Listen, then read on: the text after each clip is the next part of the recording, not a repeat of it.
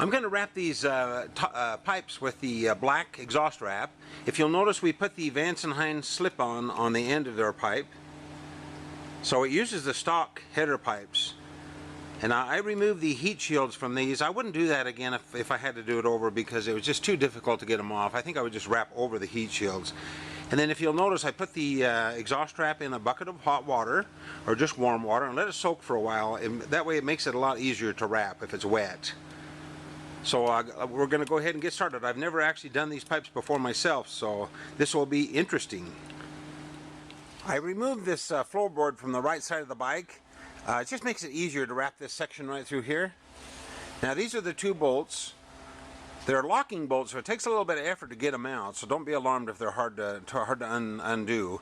And it takes a 14mm wrench to fit those, so let's get started on these.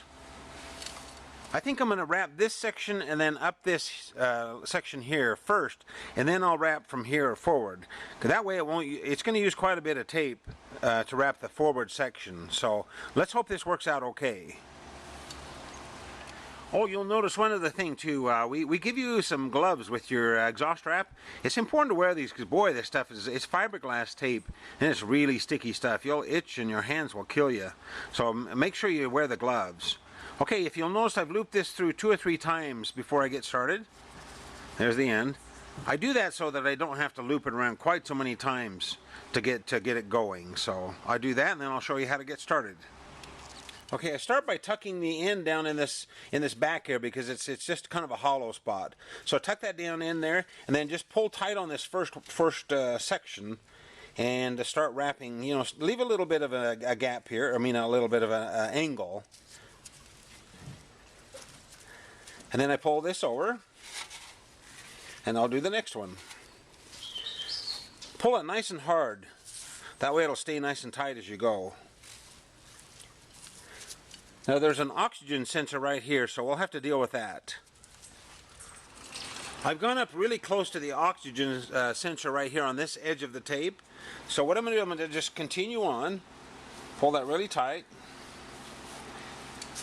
And then you just feed the tape through like this.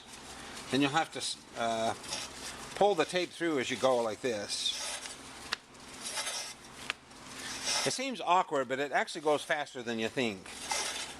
And then the further you go, the shorter the tape gets.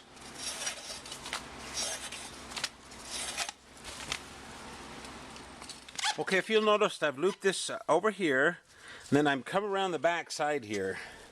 I'm actually learning this as I go. I'm not sure this is going to work out really well, but what we want to do is we want to try to eliminate any pipe that's showing through this area, so as we continue on here, it'll all look like it's one wrap. So what I'm going to do, I'm just going to kind of pull this over this way, and then loop it around, and then we'll start going up this way. Okay, I wrapped around here. I had to put kind of a crease in the tape as I went around this way.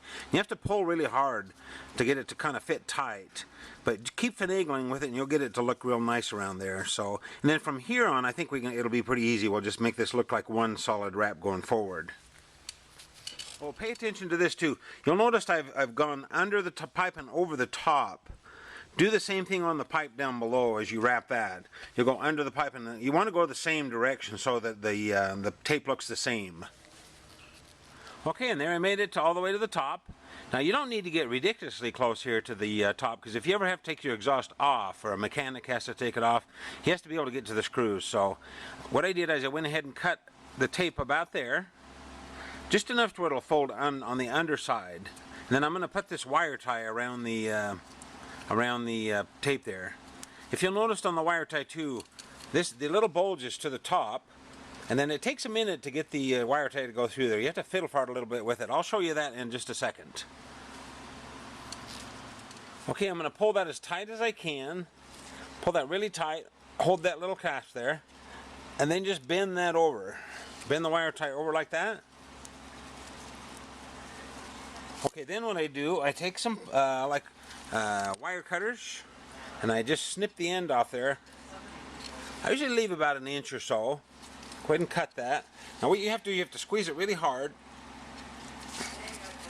And then you may just have to bend it a few times.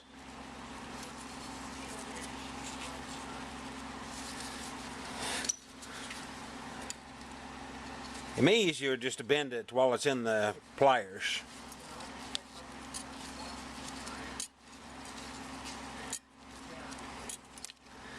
And it'll eventually break off.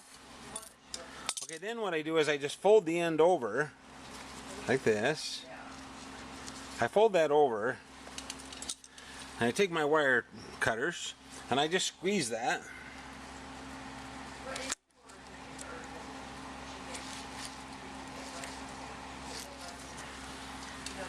And then I just bend it over all the way. Sometimes I'll tap on that a little bit. Okay, then what I do is I'll go ahead and slide this to the back side. I go the same direction as the wrap. That way it won't loosen the wrap as I slide it around. So I just slide that around on the bottom side.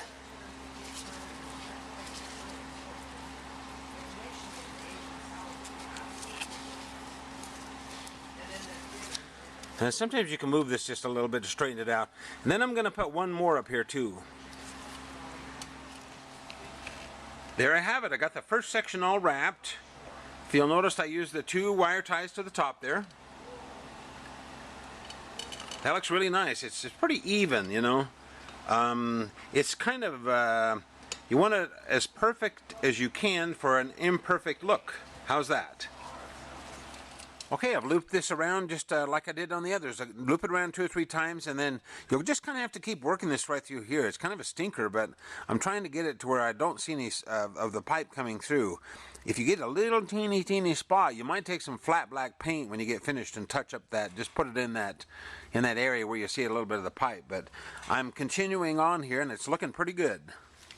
You just have to work it, and then if there's any folds or anything, just push the folds back into the back, into the area there where the heat shield, there's a gap. That way you can push all the wrinkles back, and then it will be nice and smooth on the outside. Okay, as I continue on, there's a couple of things I want to mention. Okay, now when you come to these areas here where it's tight, and you obviously can't feed the tape back up through here, what you can do is you can take it over here and feed it back through, and I'll show you how to do that. And then also, watch your overlaps here. I'm using about, 3/4 of an inch overlaps, because if you get them too tight, we may not have enough wrap to make it all the way up to the motor. So there's still quite a bit. So as you continue on, you'll see if you get a little short, you may have to make those the gaps a little bit wider. Okay, what I do here is I pull this nice and tight. You can kind of work this underneath and around and get your gaps in here good. Okay, now what you can do is you can very carefully take that and run that up through here and pull your tape up through this side.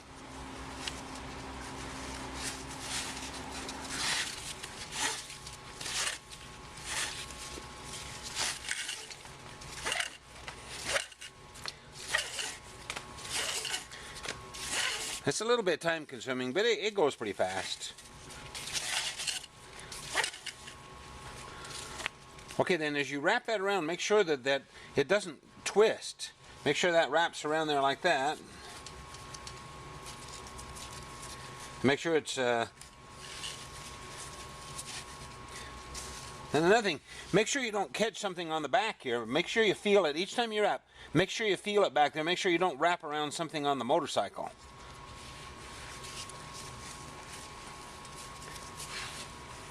Well, you're going to have to work around this bracket here. So what I did is I kind of ran it over the top here, back around over here, and then back around here to kind of fill in the gaps. And then watch underneath. You don't want a big gap and see a lot of chrome under there. So you'll just kind of have to work around this bracket and make it as neat as you can. There again, keep in mind you can tuck all the wrinkles and stuff on the bottom side and under in that gap, and then pull them tight. Hey, this thing came out pretty darn cool. If you'll notice, I finished the top, and I put 2 clamps at the top. And I'll pan back. I refastened my floorboard on this side. I'll pan back. Now what I did here is I put two wire ties on each side of this splitter here. It just kind of finished it off, made it look a lot nicer and a little more finished than the without them. And then I put 2 stainless steel wire ties here. And that's how it looks. So it actually came out really nice. It's kind of real rugged looking, kind of just Really awesome. Now, one thing on this wrap is when you start the bike and ride it for the first few times, it's going to smoke and stink like crazy. So don't panic. That's just normal. And then you can hose it off and everything. Don't worry about that. And then you want to go home and wash your clothes after you wrap, because boy, it's going to have little fiberglass fibers in them. So wash those and take a nice hot shower and get rid of all those little fiberglass fibers. So let me show you a couple of other, or one other bike that we did, and a few other ideas that you can do on this wrap. Now, if you decide to go this style exhaust, they're actually much easier to wrap than the single-ended wrap or exhaust. So, and this is just a bike we did. This is a Honda Shadow, but we did this a while back, and it just goes to show some of the fun stuff you can do. What I did is I wrapped this bike with black, and then I just took a brush and I just painted the camouflage on the wrap after I was finished. You can paint the wrap before you wrap. You can paint it after. There's all kinds of fun stuff you can do, and most of the time you're kind of going over the heat shields on these pipes. So you know, the wrap doesn't get hot enough. You need to worry about special paint or anything like that. So anyway, just kind of an idea, some fun things you can do with the wrap.